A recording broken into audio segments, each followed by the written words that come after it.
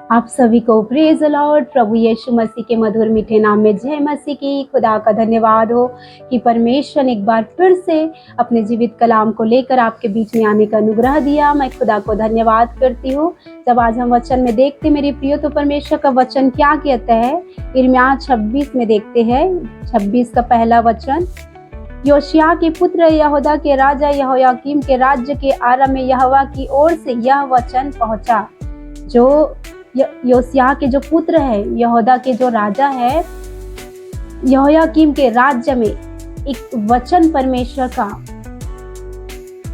उस टाइम के यहोयाकीम के राज्य के लोगों के लिए पहुंचा। वो वचन क्या था, तो हम तीसरे वचन में देखते। संभव है कि वे सुनकर अपनी बुरी चाल से फिरे और मैं उनकी हानि करने से पछताऊं, जो उनके बुरे कामों के कारण मैंने ठाना था। आज परमेश्वर नहीं चाहता कि कोई पापी भी नाश हो। परमेश्वर मौका देता है। जैसे उस टाइम परमेश्वर मौका दे रहा था, वैसे आज भी परमेश्वर आपको मौका देता है, संसार के लोगों को मौका देता है, और अपने वचन को अपने नबियों के द्वारा, अपने दासों के द्वारा भेजता है आपके पास। किसी न किसी माध्यम से आप तक परमेश्वर का कलाम पहुंचता है मेरे प्रियो। हर एक मानव जाति तक परमेश्वर का वचन पहुंचता है। लेकिन यहाँ पे वचन कह रहा है, अगर संभव है कि वे सुनकर अपनी बुरी चाल से फिरे। अगर उस वचन को आप सुनकर अपनी बुरी चाल से फिरते हो, अपने पापों से फिरते हो, अपने गलत कामों से फिरते हो, परमेश्वर के पास लौट कर आते हो, तो परमेश्वर जो आपके पाप के कारण जो आपका हानि करने का उसने अपने मन में ठान लिया, उस हानि करने से परमेश्वर पछताऊंगा कहता है। आगे वचन में कहता है, उनकी हानि करने से पछताऊं, जो उनके बुरे कामों के कारण मैंने ठाना था। अगर आप अपने पापों से मन फिराते हो, पश्चाताप करते हो, लौट आते हो परमेश्वर के पास, तो परमेश्वर ने जो आपकी हानि करने के लिए ठान लिया था, तो परमेश्वर पछताऊंगा कहता है। आगे का वचन कहता है, इसलिए तू उनसे कह, यहोवा यो कहता है, यदि तुम मेरी सुनकर मेरी व्यवस्था के अनुसार जो मैंने तुमको सुनवा दी है ना चलो। यहाँ पे परमेश्वर ने जो अपने वचन को भेजकर, अपनी व्यवस्था को भेजकर अपने दासों के द्वारा आप तक पहुंचा दिया, अपने अभिषिक्तों के द्वारा आप तक पहुंचाया है। और अगर उस व्यवस्था को नहीं सुनते हो, सुनकर भी अनसुना करते हो, नहीं मानते हो, अपने मनों को फिराव नहीं करते हो, अपने पापों से फिरकर परमेश्वर के वचन के अनुसार अपने जीवन को सही नहीं करते हो और उनके अनुसार नहीं चलते हो, तो आगे वचन कहता है, 5वां वचन, और ना मेरे दास भविष्यद्वक्ताओं के वचनों पर कान लगाओगे, जिन्हें मैं तुम्हारे पास बड़ा यत्न करके भेजता आया हूँ, परंतु तुमने उनकी नहीं सुने। यहाँ पे परमेश्वर अपने अभिषिक्तों को भेजता है, अपने दासों को भेजता है, अपने भविष्यद्वक्ताओं को भेजता है। तो आप जब परमेश्वर के द्वारा भेजे हुए वचन को आप नहीं सुनते, नहीं मानते, मन को नहीं फिराते, लौट कर नहीं आते, आप अपने मूर्खता में, अपने पापों में फंसे रहते हो, निकलना नहीं चाहते हो, तो परमेश्वर आपकी हानि करने के लिए जो उसने ठान लिया है वो नहीं पछताएगा। और आगे 6वां वचन में कह रहा है, तो मैं इस भवन को सीलो के समान उजाड़ दूंगा। तो उस भवन को, आपके जीवन को परमेश्वर उजाड़ दूंगा। जो नाश करने की, हानि करने की परमेश्वर ने आपके ठान लिया है, उस हानि को करने से वो नहीं पछताएगा। आगे कहता है, और इस नगर का ऐसा सत्यानाश कर दूंगा कि पृथ्वी की सारी जातियों के लोग उसकी उपमा दे दे कर साफ दिया करेंगे। ऐसे हानि जो आप सोच भी नहीं सकते, उस हानि को देखकर, उस विनाश को देखकर आपके जो नगर के लोग हैं, आपके जो लोग हैं, वो उनकी उपमा दे देकर बातों को करेंगे। तो परमेश्वर नहीं चाहता मेरे प्रियो, इस वचन के द्वारा परमेश्वर आपसे प्रेम करता है। जैसे सदोम अमोरा का पाप बढ़ गया था, लेकिन परमेश्वर वहां भी दया करना चाहता था। बहुत मौका परमेश्वर ने सदोम अमोरा के लोगों को दिया, लेकिन जब वो अपने पाप से नहीं फिरे, अपने पाप को अपने जीवन में बना के रखे, अपने मूर्खता से नहीं फिरे, अपने गलत कामों से नहीं फिरे, तो परमेश्वर ने सदोम और अमोरा को जला दिया। स्वर्ग से परमेश्वर ने आसमान से आग उतारा और उस आग से पूरा सदोम अमोरा का देश जल गया।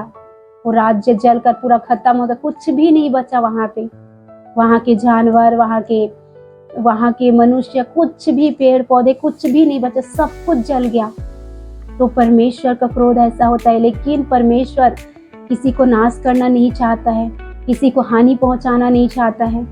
परमेश्वर पवित्र परमेश्वर, महान परमेश्वर, जिसने आपको बनाया अपने हाथों से, वो परमेश्वर आपकी हानि नहीं करना चाहता है। लेकिन आपके ही पाप इतने बढ़ जाते हैं, आप अपने ढिठाई को छोड़ना नहीं चाहते, अपने बुरी बातों से, बुरे कामों से आप नहीं फिरते हो, तो परमेश्वर आपके लिए हानि की योजना को बनाता है।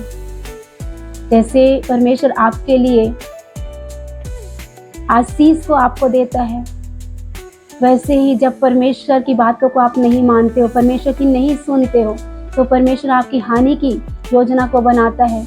और ऐसे हानि जो सोच से परे है, जो पूरा विनाश का होता है।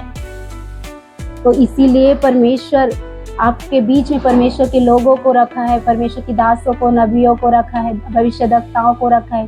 जब परमेश्वर आपके पास अपने भविष्यद्वक्ताओं को भेजता है, अपने वचन को भेजता है, तो आप अपने मन को कठोर ना करो।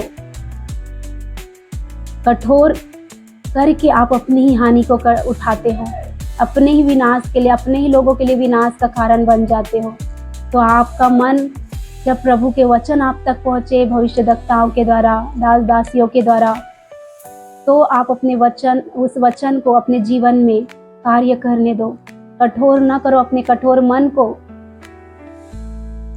नम्र बनाओ और समझो परमेश्वर जो कहना चाहता है आपको, जो जीवन आपको देना चाहते हैं, उस जीवन को आप पा सको। परमेश्वर की इच्छा है कि आप नाश ना हो, परमेश्वर की इच्छा है कि आप स्वर्ग में प्रवेश करो, नरक के धधकते आग की पीड़ा से आप बच जाओ। परमेश्वर की यही इच्छा है आपके लिए, आप अनंत काल का जीवन पाओ, आप शांति का जीवन पाओ, आपके जीवन में कोई रोग ना हो, कोई बीमारी ना हो, कोई समस्या ना हो, आप पवित्र जीवन को जियो। परमेश्वर की ये इच्छा है आपके लिए, लेकिन आप ही अपने मन को कठोर करके रखते हो। इसीलिए परमेश्वर चाह के भी आपका मदद नहीं कर पाता है। चाह के भी जो योजना परमेश्वर ने आपको नाश करने की बनाए, वो नहीं पछताऊंगा कहता है। लेकिन जब आप मन फिरा लेते हो, तो परमेश्वर पछताता है और उस दंड को आपके ऊपर से हटाता है, आपके नगर के ऊपर से, आपके परिवार के ऊपर से उस दंड को हटाता है और आपको आशीष देता है। मेरे प्रियो, आज के इस वचन के द्वारा परमेश्वर आपको सिखाना चाहता है कि आपका मन कठोर न रहे। जब भी आप परमेश्वर के वचन को सुनते हो, तो आप प्रभु के सम्मुख पश्चाताप करो, मन फिराव करो, अपने पापों का अंगीकार करो और अपने पापों को मानकर छोड़ दो जो आपके लिए बहुत कीमती है। बुरी संगति, नशा करना, बुराई करना, चुगली करना, पाप करना, व्यभिचार करना, जो आपके लिए अनमोल लगता है, आपको कीमती लगता है, उसे आप अपने पीठ के पीछे फेंक दो, ताकि परमेश्वर आपका अनमोल मोती, आपका अनमोल चांदी बन सके, आपकी प्रार्थनाओं को सुन सके, आपको जीवन दे सके, आपको आशीषित कर सके। परमेश्वर का भय आपके अंदर हो, ताकि परमेश्वर आपके जीवन को देखकर आपको बहुतायत की आशीष दे सके, आपकी पीढ़ियों को, आपके घराने को आशीषित कर सके।